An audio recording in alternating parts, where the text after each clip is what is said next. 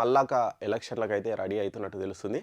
మరి ఫస్ట్ మనం MPTC, ZPTC ఎలక్షన్లు అయితే అనుకున్నాం గానీ, దానికంటే ముందు మున్సిపల్ ఎలక్షన్లు అయ్యే సూచనలు అయితే కనిపిస్తున్నాయి. ఎందుకంటే మున్సిపాలిటీలకు కేంద్ర నిధులు నిలిచిపోయినాయి. మనం చూసిన సర్పంచ్ ఎలక్షన్లకు కూడా సేమ్.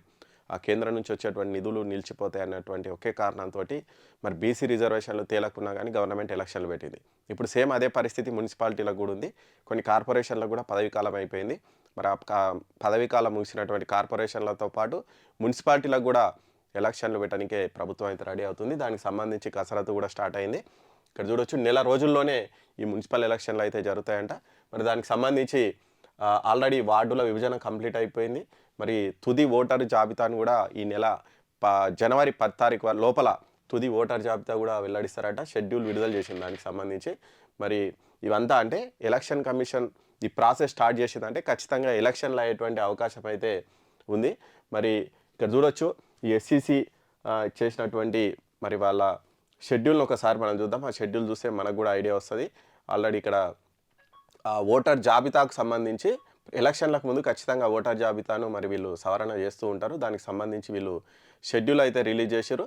జనవరి 10 తారీఖు వరకు ఈ షెడ్యూల్ అయితే కంప్లీట్ అయిపోతున్నటువంటి నేపథ్యంలో ఇక ఎలక్షన్లు పెట్టాలి అని ఈసీ అయితే అనుకుంటుంది. ప్రభుత్వం నుంచి కూడా వాళ్ళకు ఆల్రెడీ దానికి సంబంధించి ఇక్కడ చూడవచ్చు మనము. ఇక్కడ చూడొచ్చు, ఇక్కడ ఉంది. మరి మున్సిపల్ ఎలక్షన్లు నెల రోజుల లోపలనే జరుగుతాయని చెప్తున్నారు. ఇక్కడ జిహెచ్ఎంసీ తప్ప, జిహెచ్ఎంసీలో కావు ఎలక్షన్లు, మిగతా జిహెచ్ఎంసీ ఎందుకంటే ఫిబ్రవరి వరకు ఉంది జిహెచ్ఎంసీ పాలక మండలి గడువు కాబట్టి జిహెచ్ఎంసీ కావు. మిగతా అన్ని మున్సిపాలిటీలు, కార్పొరేషన్లలో ఎలక్షన్లు అయితే జరుగుతాయంట.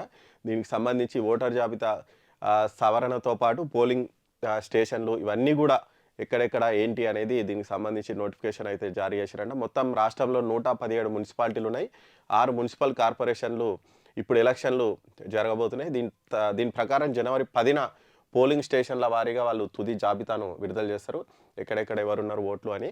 దానికి సంబంధించి ఓటర్ జాబితాకు వచ్చిందంటే ఇక నెక్స్ట్ ఎలక్షన్లు వచ్చేటువంటి అవకాశం అయితే ఉంది. దీనికి సంబంధించి కొత్త ఇక్కడ పోలింగ్ కేంద్రాల పునర్వ్యవస్థీకరణతో పాటు కొత్త వాటి గుర్తింపు ప్రక్రియ 30 తారీఖు ఇవాళ చేపడతారు. రేపు వార్డుల వారీగా ఓటర్ జాబితాను విడుదల చేస్తారు.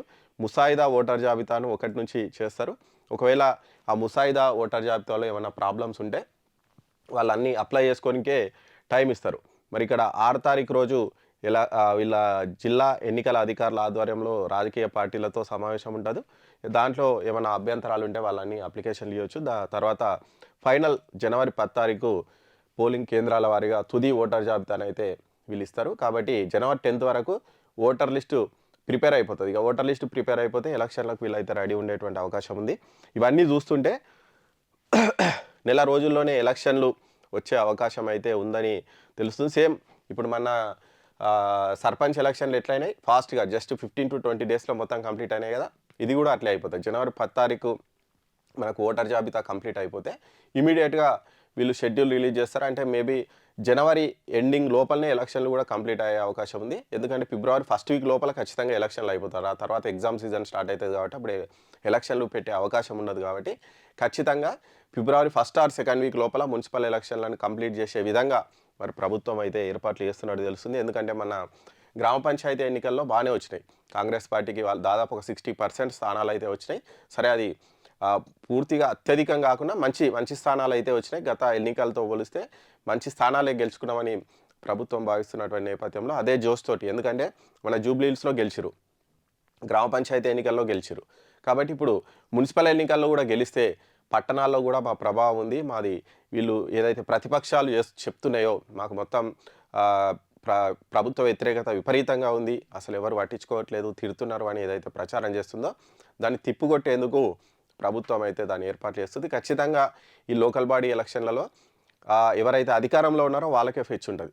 ఎందుకంటే ప్రజలు కూడా సింపుల్ ఒకటే ఆలోచిస్తారు, ఇప్పుడు అధికారంలో ఉన్న వాళ్ళకి ఓటేస్తేనే మాకు డెవలప్మెంట్ అవుతుంది కాబట్టి వాళ్ళకే ఓటేస్తామంటారు. కాబట్టి ఖచ్చితంగా వీళ్ళకి ఫెచ్ ఉంటుంది. దాన్ని వీళ్ళు మంచి పాజిటివ్ పబ్లిసిటీ చేసుకునేటువంటి అవకాశం ఉంది. కాబట్టి మరి దీని ఎఫెక్ట్ నెక్స్ట్ వచ్చేటువంటి ఎంపీటీసీ, జెడ్పీటీసీ ఎన్నికల మీద ఉంటుంది. ఆ తర్వాత వచ్చేటువంటి జిహెచ్ఎంసీ ఎన్నికల మీద కూడా ఉంటుంది. కాబట్టి ఖచ్చితంగా ప్రభుత్వం ఎలక్షన్లు జరిపే అవకాశం ఉంది. ఆ లోపల ఈ రైతు భరోసా కూడా కంప్లీట్ చేసే అవకాశం ఉంది. జనవరి వరకు అంటే జనవరి పండుగ ముందే రైతు భరోసా చేసే ఏర్పాట్లు కూడా చేస్తున్నట్టు అయితే మనకు తెలుస్తుంది. ఈ నేపథ్యంలో ఇవన్నీ కూడా కంప్లీట్ చేసి ఆల్రెడీ సన్నాలకు బోనస్ కూడా ఇస్తున్నారు. పట్టణ ప్రాంతాల్లో ఎలక్షన్లు అయినప్పటికీ చాలామందికి గ్రామీణ ప్రాంతాల్లో సంబంధం ఉన్నోళ్ళే పట్టణ ప్రాంతాల్లో ఉంటారు. పట్టణాల్లో ఉన్న వాళ్ళకు ఊర్లలో పొలాలు ఉంటాయి, వాళ్ళ పేరెంట్స్ ఉంటారు, అవన్నీ ఉంటాయి కాబట్టి ఖచ్చితంగా దాని ఎఫెక్ట్ దీని మీద కూడా పడే అవకాశం అయితే ఉంది. కాబట్టి ఖచ్చితంగా ఇవి కంప్లీట్ చేస్తారు. సన్నాలకు బోనస్ కావచ్చు, ప్లస్ ఇది ఏదైతే ఉందో రైతు భరోసా, ఈ రెండు కూడా కంప్లీట్ చేసి ఎలక్షన్లకు వెళ్ళేటువంటి అవకాశం ఉంది. ఆ లోపల వీళ్ళు కావాల్సినటువంటి ఈ ఏదైతే ఉందో అవన్నీ కంప్లీట్ చేసుకొని వీళ్ళు ఎలక్షన్లకు అయ్యేటువంటి అవకాశం అయితే ఉంది. కాబట్టి మనకు మళ్ళీ అతి త్వరలోనే మళ్ళీ ఎన్నికల పండుగ అయితే వచ్చే అవకాశాలు స్పష్టంగా కనిపిస్తున్నాయి.